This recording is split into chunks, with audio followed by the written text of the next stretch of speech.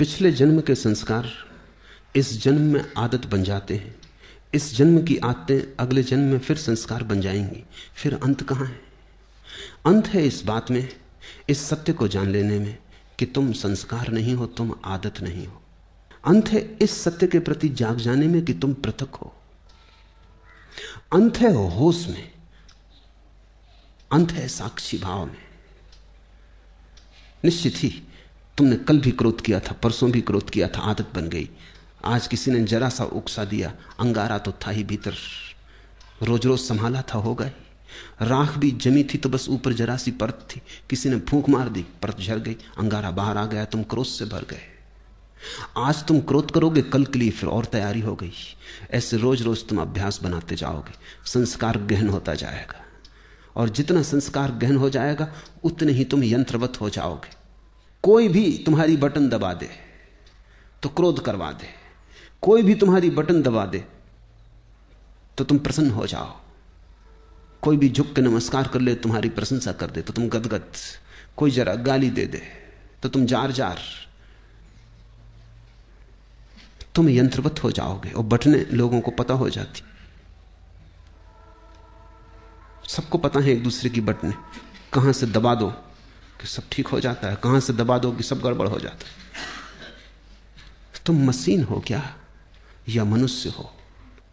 मनुष्य होने का इतना ही अर्थ है कि कोई तुम्हारी क्रोध की बटन दबाए चला जाए, लेकिन तुम कहते हो नहीं करना, तो बटन दबती रहती। वो आदमी थक जाता, लेकिन तुम क्रोध नहीं करते। तुम कहते हो मैं अपना मालिक हूं, जब करना चाहूंगा करूंगा, जब न करना चाहूंगा नहीं करूंगा। प्रतिक्रिया और क्रिया में यही फर्क है। प्रतिक्रिया में दूसरा मालिक है, तुम नहीं, और क्रिया में तुम मालिक हो, दूसरा नहीं। और बड़े मजे की बात है, प्रतिक्रिया बांधती है, क्रिया मुक्त करती है। जो अपने कर्म का मालिक है उसके कर्म का कोई संस्कार नहीं बनता, और जो अपने कर्म का मालिक नहीं है, जो प्रतिकर्म करता है, रिएक्ट होता है सिर्फ, उस आदमी के जीवन में बंधन बनते चले जाते हैं। रोज रोज जाल मजबूत होता चला जाता है। आखिर में तुम पाते हो तुम तो बचे ही नहीं, आदतों का एक ढेर, मुर्दा ढेर, जिसमें से जीवन कभी का उड़ चुका। पक्षी तो जा चुका है जीवन का बहुत पहले, कटघरा छूट गया है, पिंजड़ा छूट गया है। जागो इसके पहले कि देर हो जाए और आदतों से मुक्त होना शुरू करो। मैं तुमसे ये नहीं कह रहा कि बुरी आदतों से मुक्त हो जाओ और भली आदतें बना लो। तुम्हारे महात्मागण तुमसे यही कह रहे हैं। वो तुमसे कहते हैं बुरी आदतें छोड़ो, अच्छी बनाओ। मैं तुमसे कहता हूं आदत छोड़ो। बुरी और अच्छी आदत से कोई फर्क नहीं पड़ता। लोहे का हो पिंजड़ा की सोने का क्या फर्क पड़ता है? एक आदमी को सिगरेट पीने की आदत है, सारी दुनिया बुरी कहती। दूसरे को माला फेरने की आदत है, सारी दुनिया अच्छा कहती। जो सिगरेट पीता है वो अगर न पिए तो मुसीबत मालूम होती, जो माला फेरता अगर न फेरने दो तो मुसीबत मालूम होती। दोनों गुलाम हैं। एक को उठते ही से सिगरेट चाहिए, दूसरे को उठते ही से माला चाहिए। माला वाले को माला न मिले तो माला की तलफ लगती, सिगरेट वाले को सिगरेट न मिले तो सिगरेट की तलफ लगती। ऐसे बुनियाद में बहुत फासला नहीं है। सिगरेट भी एक तरह का माला फेरना है। धुआं भीतर ले गए बाहर ले गए, भीतर ले गए बाहर ले, मन के फिरा रहे हैं बाहर भीतर। धुएं की माला है, जरा सूक्ष्म। कोई अपना कंकड़ पत्थर की फेर रहा है, जरा स्थूल है। असली सवाल आदत से मुक्त होने का है। मैं ये नहीं कह रहा हूं कि माला मत फेरो, मैं ये भी नहीं कह रहा हूं कि सिगरेट पियो। मैं ये कह रहा हूं कि तुम मालिक रहो। कोई आदत ऐसी ना हो जाए कि मालिक बन जाए। कोई आदत, मंदिर जाने की आदत भी मालिक ना हो जाए, ध्यान करने की आदत भी मालिक ना हो जाए। मालिक तुम ही रहो। मालकियत बचा के आदत का उपयोग कर लेना, यही साधना है। मालकियत खो दी और आदत सवार हो गई तो तुम यंत्रवत हो गए, तब तुम्हारा जीवन मूर्छित है। ऐसे लोग हैं जो मेरे पास आके कहते हैं कि अगर पूजा ना करें रोज तो बेचैनी लगती। वो सोचते हैं कि बड़ी धार्मिक घटना घट गई उनके जीवन। मैं उनसे पूछता हूं पूजा करने से कुछ आनंद मिलता है?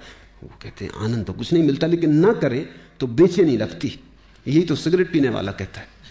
वो कहता है कि उससे पूछो कुछ आनंद मिलता है? वो कहता है आनंद क्या रखा है, आनंद तो कुछ नहीं मिलता, कभी कभी खांसी जरूर आती, आनंद तो कुछ भी नहीं मिलता। लेकिन ना पियो तो बेचैनी मालूम होती। इसे तुम थोड़ा सोचो। इसी को मैं यंत्र हो जाना कहता हूं, कि जिससे कुछ भी नहीं मिलता है उससे भी न करने पर बेचैनी मालूम होती। उपलब्ध कुछ भी नहीं होता है, पाने को कुछ भी नहीं है, लेकिन छोड़ने में मुसीबत, क्योंकि आदत ने पकड़ा है। अब आदत इतना ही कर सकती है, करो तो कुछ ना मिले, ना करो तो कुछ खोता मालूम पड़े। अब ये बड़े मजे की बात है, जिस चीज को करने से कुछ नहीं मिलता उसको ना करने से खोएगा कैसे? कुछ खोता नहीं, सिर्फ पुरानी आदत, पुरानी लकीरों पर न चलने से अड़चन मालूम होती है। मैं एक बहुत बड़े वकील को जानता था। उनकी आदत थी कि जब भी वो अदालत में खड़े होते, पैरवी करते, बड़े वकील थे, अंतर्राष्ट्रीय ख्याति के थे, लंदन और पेकिंग और दिल्ली 3 जगह उनके दफ्तर थे। तो उनकी आदत थी कि वो अपने कोट का बटन घुमाने लगते थे जब अटक जाते। सभी की होती, कोई अपना सिर खुजलाने लगता है, कोई कुछ करने लगता है। उस आदत का भी वैसा ही उपयोग है जैसे बटन दबाने का। तो अगर जब भी उनके विचार उलझ जाते या कोई उत्तर न सूझता तो वो कोट का बटन घुमाने लगते। घुमाने से कुछ मिलता था ये तो पक्का पता नहीं, क्योंकि कोट का बटन घुमाने से क्या मिलेगा। और जिसकी बुद्धि उलझी हुई हो, समझ में ना आ रहा हो, वो कोई कोट के बटन घुमाने से कुछ बात समझ में आ जाएगी। लेकिन विरोधियों को ये बात दिखाई पड़ गई कि वो जब भी उलझ जाते हैं तो बटन घुमाते। एक बड़ा मुकदमा था, एक बड़ी स्टेट का मुकदमा था प्रिवी काउंसिल में, लाखों का मामला था। तो विरोधी वकील ने उनके सोफर को मिला लिया, कुछ पैसे दिए और कहा कि तू इतना करना, उनके कोट के ऊपर का बटन तोड़ देना। तो वो जब अदालत में अपना कोट लेके हाथ में रख के आए तो वो बटन नदारद था। तो उस वक्त उन्होंने देखा भी नहीं, कोट डाल लिया। जब वो पैरवी करने लगे और वक्त आया, हाथ कोट के बटन पर गया, बस सब गड़बड़ हो गया। जैसे मस्तिष्क ने साथ छोड़ दिया, कुछ सूझबूझ ही ना रही, चक्कर सा मालूम हुआ, बैठ गए। पहला मुकदमा हारे वो मुझसे कहते थे कि उस बटन से मुझे मिला तो कभी कुछ नहीं, लेकिन गंवाया मैंने बहुत। उस बटन के घुमाने से कुछ मुझे सूझबूझ आती थी ऐसा भी नहीं था, लेकिन बटन ना पाके बस मैं समझ ही ना पाया कि अब क्या करूं। हाथ से जैसे कोई हथियार छूट गया। भरोसा किए बैठे थे और वक्त पर जिस पे भरोसा था वो दगा दे गया। जिनको तुम आदतें कहते हो, बुरी हो या भली, इससे कोई भेद नहीं पड़ता। सब आदतें मालिक हो जाएं तो बुरी हैं, तुम मालिक रहो तो कोई आदत बुरी नहीं। गुलामी बुरी है, मालकियत भली है। मेरी परिभाषा यही है। संस्कार बन रहे हैं प्रतिपल, आदतें निर्मित हो रही हैं, तुम जरा दूर खड़े रहो, तुम अपनी मालकियत मत खो।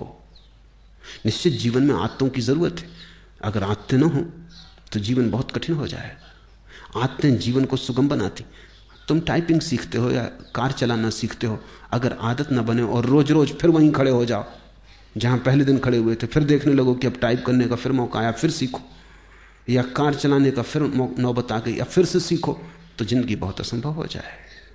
तुम कार चलाना एक बार सीख लेते हो, आदत बन गई, फिर हाथ ही काम किए चले जाते हैं। फिर तुम्हें ध्यान भी देने की जरूरत नहीं होती। ठीक ठीक ड्राइवर गीत भी गुनगुना लेता है, बात भी कर लेता है, रेडियो भी सुन लेता है, और कुछ तो ड्राइवर ऐसे हैं कि झपकी भी ले लेते और गाड़ी चलती रहती।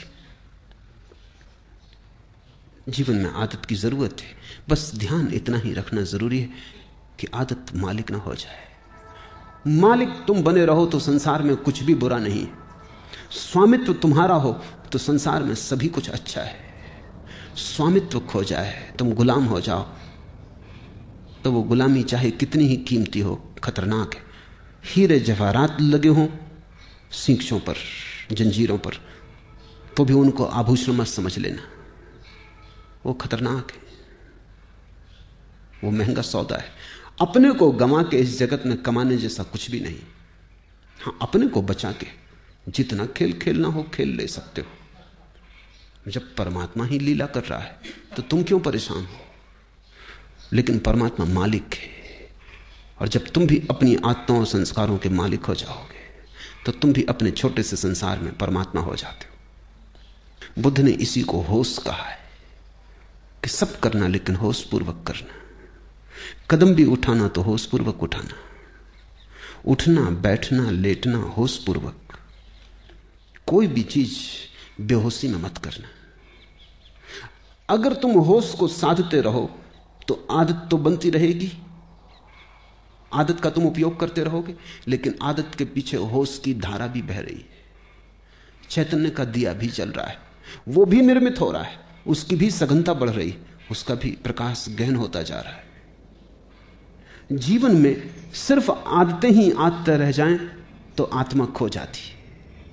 आदतों के पीछे तुम भी रहो अलग पृथक, और इतनी तुम में मालकियत हो कि किसी आदत को अगर तुम छोड़ना चाहो तो इसी क्षण छोड़ दो, लौट के दोबारा सोचने की जरूरत भी ना पड़े। मैंने सुना है कि जब पहली दफा उत्तर ध्रुव पर यात्री पहुंचे तो वे बड़ी मुसीबत में पड़े। 3 महीने का भोजन था, वो चुक गया, और कोई 15-20 दिन उन्हें भूखे उपवास में गुजारने पड़े। कभी मछली पकड़ लेते तो ठीक, कभी ना पकड़ पाते तो मुश्किल। जहाज उलझ गया, बर्फ में फंस गया। लेकिन उन यात्रियों का जो कैप्टन था, उसको सबसे ज्यादा जो मुसीबत आई वो भोजन की नहीं थी। लोग बिना भोजन के रहने को तैयार थे, यात्रियों का दल। सिगरेट की सबसे ज्यादा मुसीबत खड़ी हुई। सिगरेट खत्म हो गई तो लोगों ने जहाज की रस्सियां काट काट के पीना शुरू कर दी।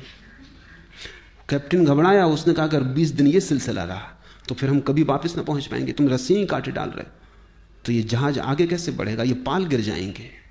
मगर लोग इतने दीवाने सिगरेट पीने के लिए कि कैप्टन करे भी क्या। एक आदमी, बाकी सब सिगरेट पीने वाले, उनका करो भी क्या।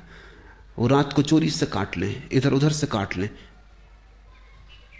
जब ये जहाज लौट के किसी तरह आया और इसकी अखबारों में खबर छपी तो एक आदमी ने अमेरिका में ये अखबार पढ़ते वक्त अपनी सिगरेट भी पी रहा था, अखबार भी पढ़ रहा था। उससे अचानक ये बात अजीब सी लगी कि लोग गंदी रस्सियां काट काट के पी गए।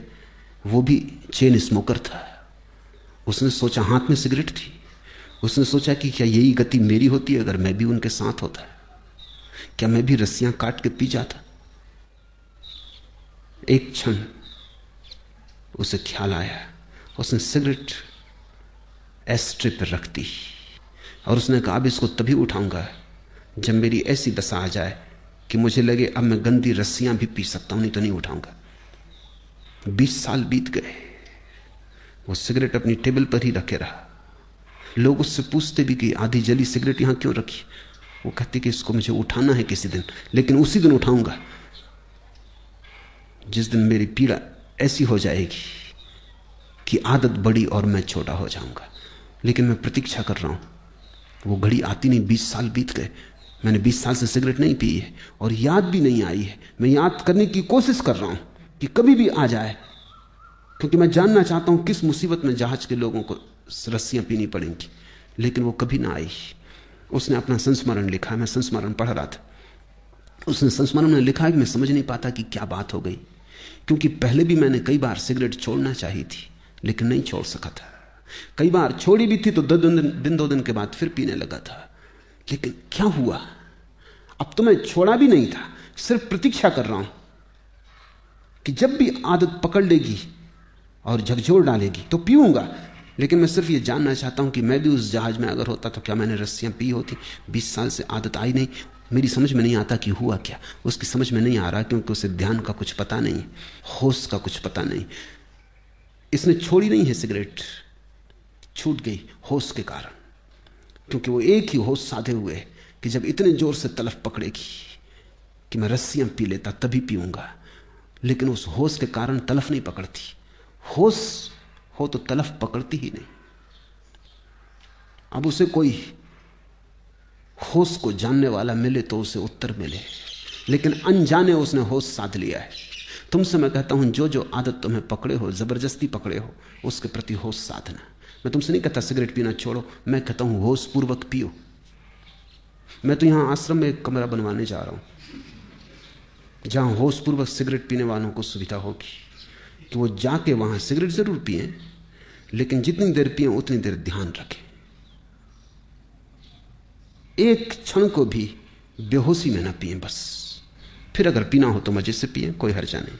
लेकिन मैं जानता हूं अगर होश सज जाए तो ऐसी मूढ़ता कौन करेगा। ऐसी मूढ़ता तो बेहोशी में ही होती है। तो मैं तुमसे कुछ भी छोड़ने को नहीं कहता, क्योंकि मैं जानता हूं छोड़ने से कभी कोई छोड़ नहीं पाया। मैं तुमसे केवल होश साधने को कहता हूं, क्योंकि मैं जानता हूं होश साधने से जो भी व्यर्थ है अपने आप छूट जाता है और जो सार्थक है बच रहता है। होश आध्यात्मिक जीवन की आखिरी कीमिया है, अल्केमी है, वो रसायन है। उसके अतिरिक्त सब विस्तार की बातें हैं। आज इतना ही।